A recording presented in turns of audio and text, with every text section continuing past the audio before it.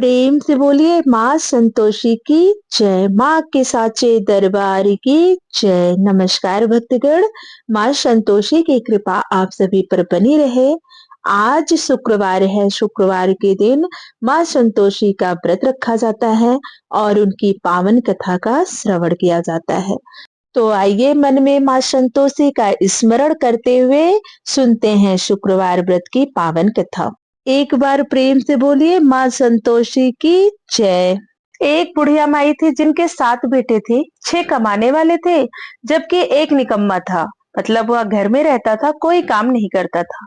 बूढ़ी अच्छा वो बेटों की रसोई बनाती, भोजन कराती और उनसे जो कुछ जूठन बचती वह 7वें बेटे को दे देती। एक दिन वह पत्नी से बोला, देखो मेरी माँ मुझ पर कितना प्रेम करती है। वह बोली, क्यों नहीं, सबका जूठा तुमको जो खिलाती है। वह बोला, ऐसा नहीं हो सकता, मैं जब तक आंखों से ना देख लूं मान नहीं सकता। बहू हंसकर बोली, देख लोगे तो मान लोगे। कुछ दिन बाद त्योहार आया। घर में 7 प्रकार के भोजन और चूरमे के लड्डू बने। वह जांचने के लिए सिर दुखने का बहाना कर पतला वस्त्र सिर पर ओढ़े रसोई घर में जा सो गया। वह कपड़े में से सब देखता रहा। छवो भाई आए भोजन करने। उसने देखा माँ ने उनके लिए सुंदर आसन बिछा नाना प्रकार की रसोई परोसी और आग्रह करके उन्हें जमाया। वह देखता रहा। छवो भोजन करके उठे तब माँ ने उनकी जूठी थालियों में से लड्डुओं के टुकड़े उठाकर एक लड्डू बनाया। जूठन साफ कर बुढ़िया माँ ने उसे पुकारा, बेटा छवो भाई भोजन करके गए, अब तो ही बाकी है, उठ तो कब खाएगा। वह कहने लगा, माँ मुझे भोजन नहीं करना, अब मैं परदेश जा रहा हूँ। माँ ने कहा, कल का जाता हो आज चला जा। वह बोला, हाँ आज ही जा रहा हूँ। यह कहकर वह घर से निकल गया। चलते समय पत्नी की याद आ गई। वह गौशाला में कंडे थाप रही थी। वहां जाकर बोला, हम जावे परदेश आवेंगे कुछ काल, तुम रहियो संतोष से धर्म अपनो पाल। वह बोली, जाओ पिया आनंद से हमारो सोच हटाए, राम भरोसे हम रहे ईश्वर तुम्हें सहाय। दो निशानी आपन देख धरो मैं धीर, सुधिमति हमारी बिसारियो रखियो मन गंभीर। वह बोला, मेरे पास तो कुछ नहीं है, यह अंगूठी है सो ले ले और अपनी कुछ निशानी मुझे दे। वह बोली, मेरे पास क्या है, यह गोबर भरा हाथ है। यह कहकर उसकी पीठ पर गोबर के हाथ की थाप मार दी। वह चल दिया। चलते चलते दूर देश पहुंचा। वहां एक साहूकार की दुकान थी। वहां जाकर कहने लगा, भाई मुझे नौकरी पर रख लो। साहूकार को जरूरत थी, बोला रह जा। लड़के ने पूछा, तनख्वाह क्या दोगे। साहूकार ने कहा, काम देखकर दाम मिलेंगे। साहूकार की नौकरी मिली। वह सुबह 7 बजे से 10 बजे तक नौकरी बजाने लगा। कुछ दिनों में दुकान का सारा लेन देन, हिसाब किताब, ग्राहकों को माल बेचना, सारा काम करने लगा। साहूकार के 7-8 नौकर थे। वे सब चक्कर खाने लगे, या तो बहुत होशियार बन गया। सेठ ने भी काम देखा और 3 महीने में उसे आधे मुनाफे का हिस्सेदार बना दिया।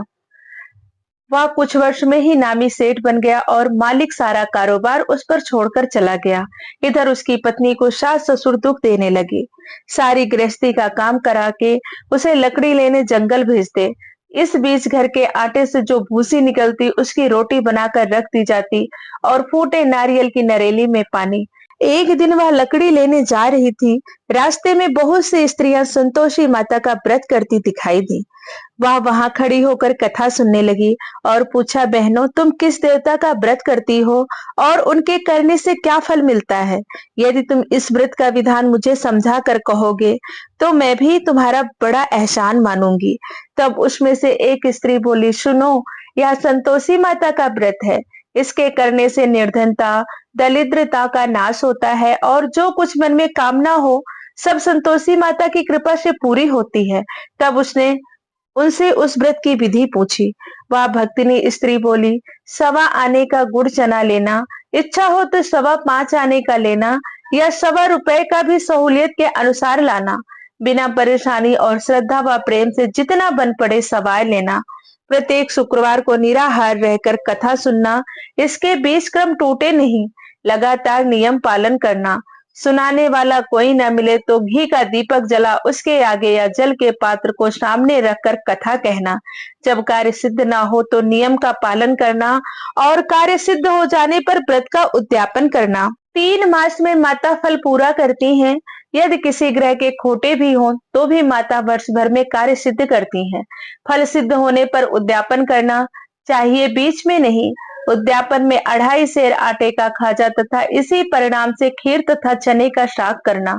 8 लड़कों को भोजन कराना।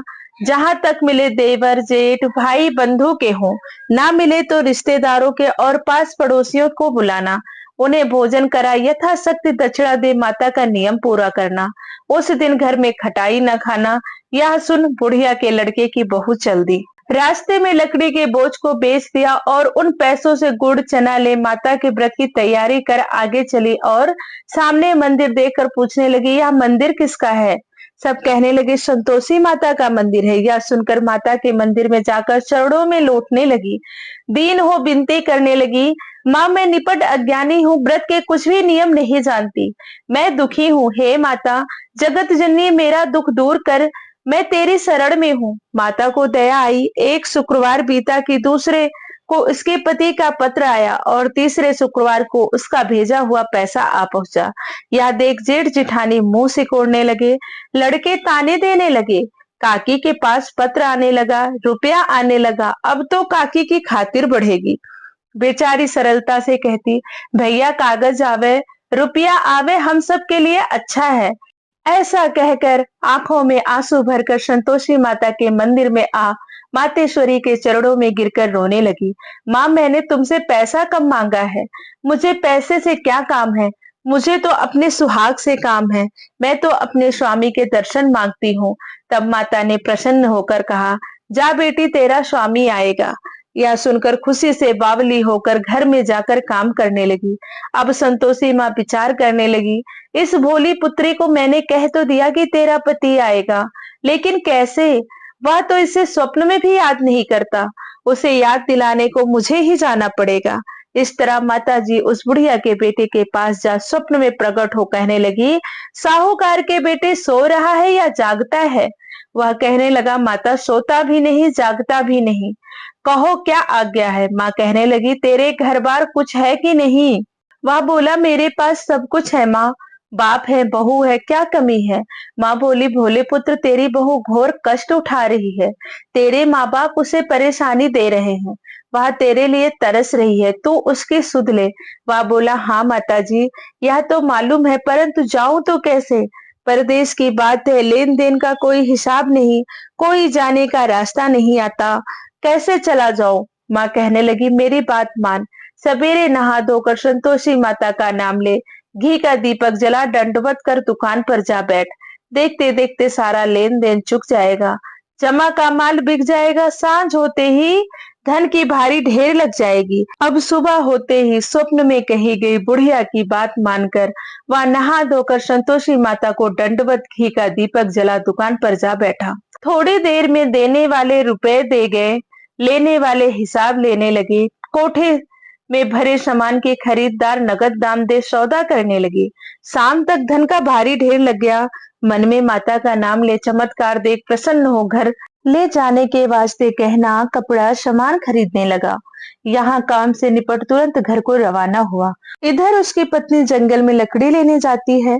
लौटते वक्त माता जी के मंदिर में विश्राम करती है। वह तो उसके प्रतिदिन रुकने का स्थान जो ठहरा। धूल उड़ती देख माता से पूछती है, हे माता यह धूल कैसे उड़ रही है? माता कहती है, हे पुत्री तेरा पति आ रहा है। अब तू ऐसा कर, लकड़ियों के 3 बोझ बना ले, एक नदी के किनारे रख और दूसरा मेरे मंदिर पर और तीसरा अपने सिर पर। तेरे पति को लकड़ियों का गट्ठर देख मोह पैदा होगा। वह यहाँ रुकेगा, कुछ खा पीकर माँ से मिलने जाएगा। तब तू लकड़ियों का बोझ उठाकर जाना और चौक में गट्ठर डालकर जोर से आवाज लगाना, लो सासू जी लकड़ियों का गट्ठर लो, भूसे की रोटी दो, नारियल के खेपड़े में पानी दो, आज मेहमान कौन आया है? माता जी से बहुत अच्छा कहकर वह प्रसन्न मन से लकड़ियों के 3 गट्ठर बनाई। एक नदी के किनारे पर और एक माता जी के मंदिर पर रखा। इतने में मुसाफिर आ पहुंचा। सूखी लकड़ी देख उसकी इच्छा उत्पन्न हुई, हम यहाँ पर विश्राम करें और भोजन बना खा पीकर गांव जाएं। इसी तरह रुककर भोजन बना विश्राम करके गांव को गया। सबसे प्रेम से मिला। उसी समय सिर पर लकड़ी का गट्ठर लिए वह उतावली सी आती है। लकड़ियों का बोझ आंगन में डालकर जोर से आवाज देती है, लो सासू जी, लकड़ियों का गट्ठर लो, भूसी की रोटी दो, आज मेहमान कौन आया है। यह सुनकर उसकी सास बाहर आकर अपने दिए हुए कष्टों को भुलाने हेतु कहती है, बहू ऐसा क्यों कहती है, तेरा मालिक ही तो आया है, आप बैठ जा, मीठा भात खा, भोजन कर, कपड़े गहने पहन। उसकी आवाज सुन उसका पति बाहर आता है, अंगूठी देख व्याकुल हो जाता है। माँ से पूछता है, माँ यह कौन है। माँ बोली, बेटा यह तेरी बहू है, जब से तू गया है तब से सारे गांव में भटकती फिरती है, घर का काम काज कुछ करती नहीं, चार पहर आकर खा जाती है। वह बोला, ठीक है माँ, मैंने इसे भी देखा है और आपको भी, अब दूसरे घर की ताली दो, मैं इसमें नहीं रहूंगा। माँ बोली, ठीक है, जैसी तेरी मर्जी। जब वह दूसरे मकान की तीसरी मंजिल का कमरा खोल सारा सामान जमाया, एक दिन में राजा के महल जैसा ठाट बाट बन गया। अब क्या था, बहुत सुख भोगने लगी, इतने में शुक्रवार आया। उसने पति से कहा, मुझे संतोषी माता के व्रत का उद्यापन करना है। पति बोला, खुशी से कर लो। वह उद्यापन की तैयारी करने लगी।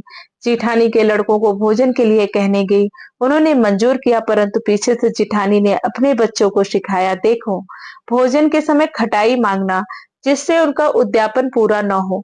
लड़के जीवने आए, खीर खाना पेट भर खाया, परंतु बाद में खाते ही कहने लगे, हमें खटाई दो, खीर खाना हमको नहीं भाता, देखकर अरुचि होती है। वह कहने लगी, भाई खटाई किसी को नहीं दी जाएगी, यह तो संतोषी माता का प्रसाद है।